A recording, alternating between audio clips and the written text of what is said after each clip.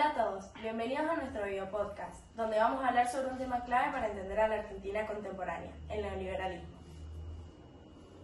Sí, y para analizarlo vamos a tomar dos momentos históricos muy importantes: el gobierno de Carlos Menem y la dictadura militar. Vamos a ver qué políticas aplicaron, por qué y cuáles fueron esas consecuencias. Antes de meternos en la historia, arranquemos por lo básico. ¿Qué es el neoliberalismo? Bien, el neoliberalismo es una corriente económica y política que propone reducir la intervención del Estado en la economía, abrir los mercados, privatizar empresas públicas y liberar los precios. En teoría busca eficiencia y inversiones. En la práctica, en muchos países, especialmente en América Latina, significó ajustes fiscales, endeudamiento, mayor desempleo en ciertas etapas y concentración económica. En Argentina, el neoliberalismo empieza a aplicarse de forma sistemática durante la última dictadura militar. El ministro Martínez de Oz impulsó transformaciones económicas muy fuertes. Y algunas de esas políticas fueron decisivas para transformar la economía argentina. Y muchas se mantuvieron incluso después del retorno a la democracia. Vamos a repasar las principales para entender de qué estamos hablando. Bien, la apertura económica. Se reducen aranceles y compiten productos importados. La desindustrialización. Muchas industrias nacionales no pudieron competir y cerraron. Bien. Fin de la protección estatal. El Estado se retira de regular precios y subsidios. Reforma financiera de 1977. Se liberalizan tasas de interés. Endeudamiento externo masivo. Deuda pasa de 8.000 millones a más de 45.000 millones. Estado represor. Se aplicaba un modelo económico y al mismo tiempo se utilizaba el terrorismo de Estado para eliminar oposición política. La idea principal de Martínez de Oz era que el mercado se regulara. Sí, y eso tuvo consecuencias muy fuertes: caída del salario real, cierre de fábricas, aumento de la deuda externa y crecimiento del desempleo encubierto. Ahora vamos a hablarles del neoliberalismo, pero en el gobierno de Carlos Menem. En los 90 con Menem, el neoliberalismo no solo continúa, sino que se profundiza. Y lo hace con apoyo del FMI y del llamado Consenso de Washington. Bien, ahora les presentamos algunas políticas principales. Convertibilidad. Un peso valía igual a un dólar. Control de la inflación. Venía del 3.000% anual. Pero genera pérdida de competitividad, importaciones baratas y cierre de industrias. Privatizaciones masivas. Entrega de YPF, Entel, Gas del Estado, Aerolíneas Argentinas, ferrocarriles, etc. Se argumentaba que el Estado era ineficiente y tuvo algunas consecuencias, como el desempleo por reestructuración y pérdida de control estratégico. Bien. Flexibilización laboral. Cambian las reglas laborales favoreciendo a las empresas. Crece el trabajo precario. Apertura total de importaciones. Productos importados muy baratos y la industria nacional vuelve a sufrir. Bien. Endeudamiento. Se toma deuda para sostener la convertibilidad. Uno de los datos más fuertes es el desempleo. Pasó del 6% en 1991 al 18% en 1995. Sí, y al mismo tiempo creció la pobreza estructural. Aunque tuvo estabilidad y consumo, el modelo era muy vulnerable. Estos son algunos datos curiosos del neoliberalismo. Después del golpe de Pinochet en 1973, un grupo de economistas formado en Chicago, los Chicago Boys, aplicó el modelo neoliberal antes que cualquier otro país. Chile se convirtió en la primera economía del mundo en privatizar su sistema de jubilación, algo único y súper polémico hasta hoy. El neoliberalismo dice que el Estado debe intervenir poco. Muchas de las tecnologías usadas por empresas como Apple, Google o Microsoft fueron financiadas por investigación estatal. Ejemplo, Internet nació en el Departamento de Defensa de Estados Unidos, no en una empresa privada. En Reino Unido, la Dama de Hierro impulsó un fuerte ajuste del Estado. Irónicamente, uno de los sectores donde más aumentó el presupuesto fue en la policía, para controlar las huelgas y protestas de los mineros que se oponían a sus reformas. No. Entre 1984 y 1990 privatizó más de 30 empresas. estatales y eliminó subsidios agrícolas casi de un día para el otro. Hoy es uno de los países más abiertos económicamente, pero el impacto social, el ajuste todavía es tema de debate en Nueva Zelanda. Tras la caída de la URSS, las privatizaciones rápidas permitieron que un pequeño grupo comprara empresas gigantes a precios mínimos. De ahí salieron los magnates rusos, que controlan industrias enteras. En Estados Unidos la salud se maneja mayormente como un mercado privado, con seguros y competencia empresarial. Es uno de los sistemas más caros del planeta, pero no el que mejor resultados obtiene. China aplica un neoliberalismo selectivo. Aunque es un país comunista en lo político, desde los años 80 abrió zonas económicas especiales, donde el mercado funciona casi sin intervención. Como resultado tuvieron un crecimiento explosivo, pero bajo control del Estado. En muchos países la desigualdad creció después de aplicar políticas neoliberales. Según la OCDE, entre 1980 y 2010, la desigualdad aumentó en 2/3 de los países que aplicaron aperturas bruscas, privatizaciones y flexibilización laboral. Hasta los reality shows están influenciados por el pensamiento neoliberal. Por ejemplo, programas como Shark Tank, The Apprentice o Survivor presentan la vida como una competencia constante, meritocracia extrema y premiación individual, valores asociados al neoliberalismo cultural. El neoliberalismo inspiró la globalización tal como la conocemos. Sin la apertura de mercados, tratados de libre comercio y reducción de aranceles, probablemente no existirían marcas globales como Zara, H&M o Starbucks en todos lados. Para entender cómo llegamos al neoliberalismo en Argentina, primero tenemos que ver cuál era el modelo que teníamos antes. Desde los años 40, con el peronismo, Argentina seguía un modelo industrialista. El Estado intervenía mucho, protegía la industrialización nacional y buscaba que el mercado interno creciera. Claro, era un modelo donde el Estado participaba activamente, controlaba precios, regulaba las importaciones, manejaba empresas públicas y fomentaba la producción local. La idea era que el país se industrializara y que el trabajo asalariado fuese el motor de la economía. Pero a fines de los años 60 y principios de los 70, ese modelo empezó a mostrar tensiones. Inflación alta, conflictos laborales, déficit fiscal y problemas para sostener la industria sin competitividad internacional. Ahí es donde aparece la alternativa neoliberal. Economistas como Martínez de Hoz plantean que la economía argentina estaba cerrada y que se necesitaba abrirse al mundo, reducir la intervención estatal y darle más libertad al mercado. Y ese cambio no fue gradual. Se impuso de golpe durante la última dictadura militar. Con el golpe del 76 se suspende la vía democrática y se aplica un programa económico completamente distinto al que venía gobernando la Argentina durante décadas. Exacto, ahí empieza la liberación financiera, la apertura a las importaciones, el endeudamiento y el retiro del Estado de muchas regulaciones. Fue el primer intento fuerte de transformar la economía hacia el neoliberalismo. Y aunque después del 83, con la vuelta de la democracia, algunos aspectos se frenaron, el nuevo paradigma ya estaba instalado. Por eso, en los 90, con Menem, el neoliberalismo se profundizó todavía más. Privatizaciones, convertibilidad, flexibilización laboral. En resumen, pasamos de un modelo basado en industria nacional y Estado fuerte a uno basado en mercado libre, apertura y privatizaciones. Y ese cambio tuvo un impacto enorme en la estructura argentina, y social y económica.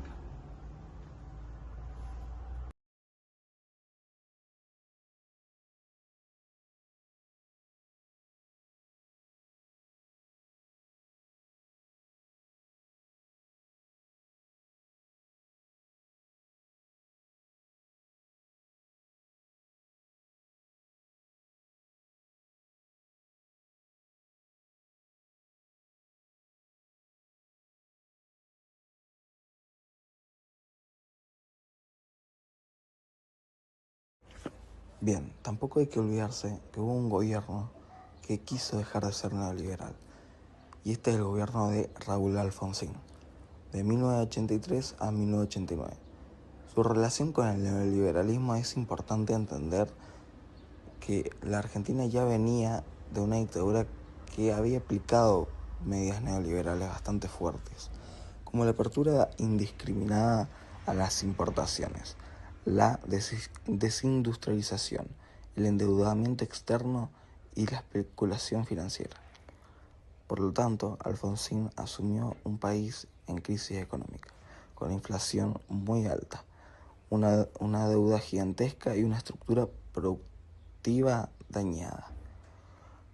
Alfonsín no fue neoliberal, pero convivió con sus efectos.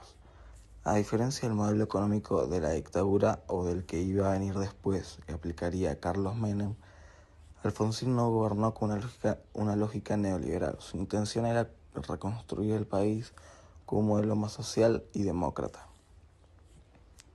Estado presente, reactivación de la industria nacional, mayor distribución del ingreso, fortalecimiento de la democracia y los derechos humanos.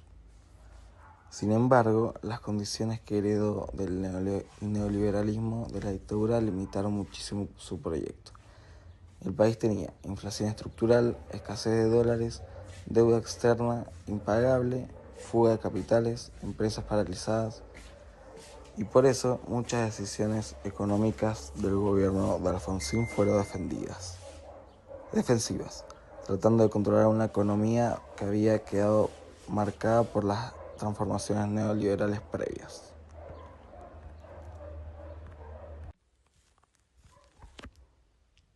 Bien, en los primeros años era intentar alejarse del neoliberalismo. En 1983 y 1985 la prioridad era reconstruir el país. Por eso Alfonsín impulsó mayor intervención del Estado, programas para recuperar la industria, acuerdos con sindicatos, políticas para aumentar salarios reales. El objetivo era salir de la lógica financiera heredada y volver a un desarrollo productivo, pero la inflación y la deuda complicaban todo.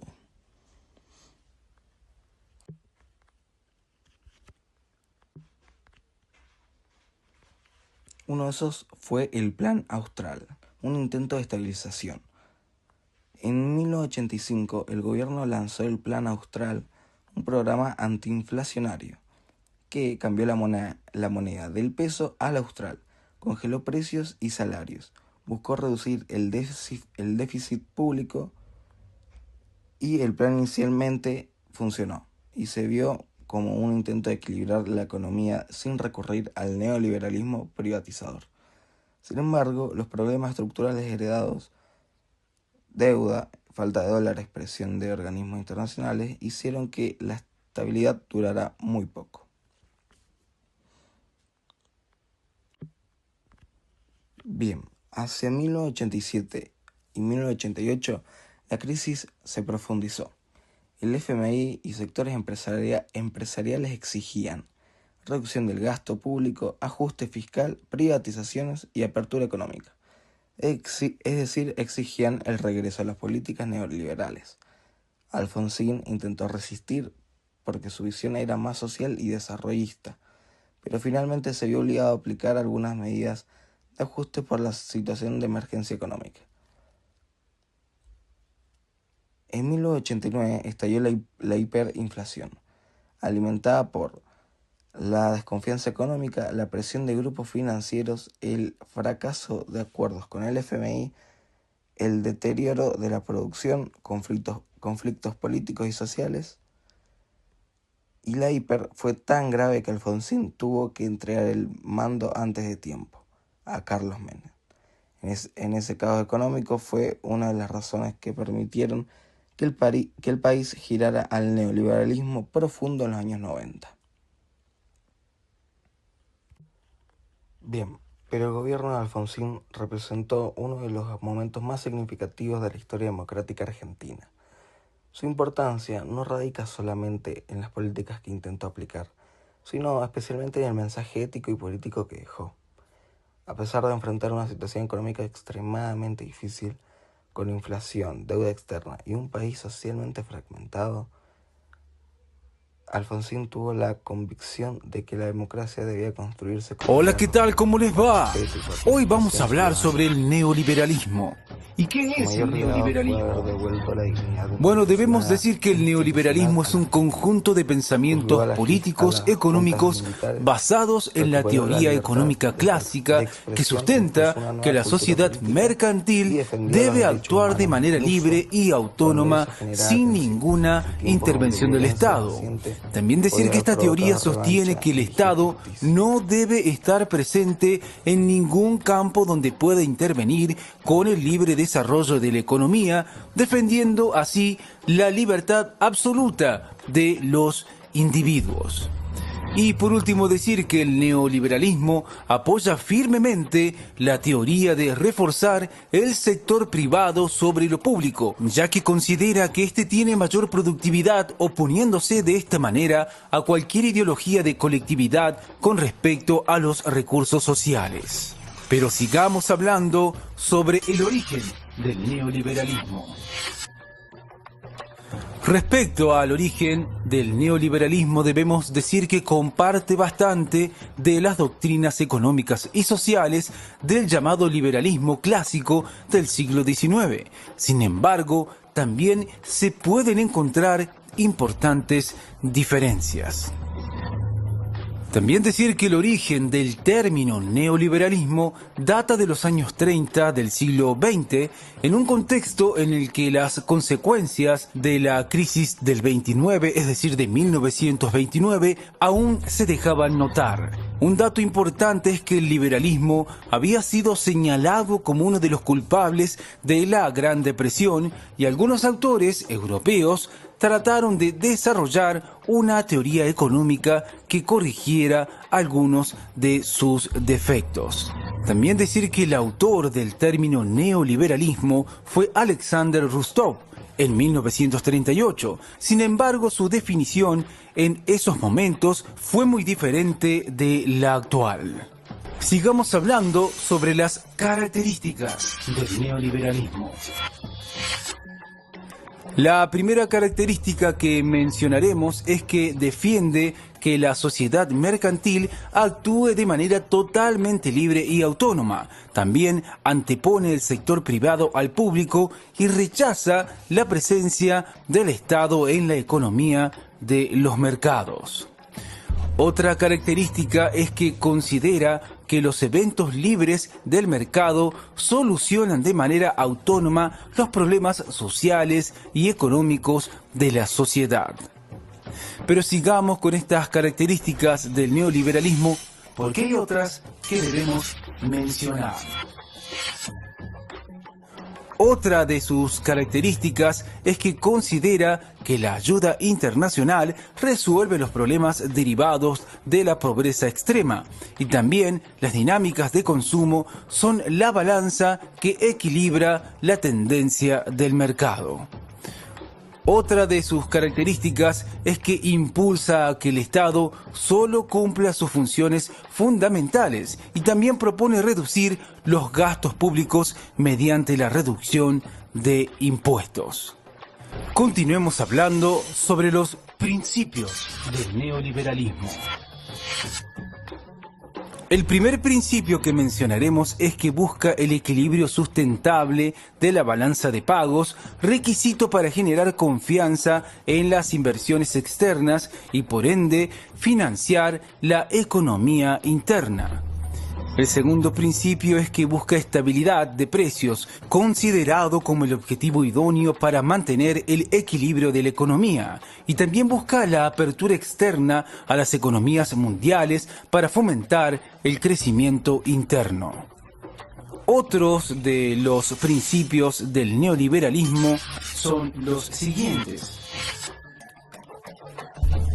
También mencionar que la economía de mercado del neoliberalismo busca impulsar el libre movimiento de los recursos y actividades productivas. También la nula intervención del Estado en temas económicos para que no se genere distorsiones en la balanza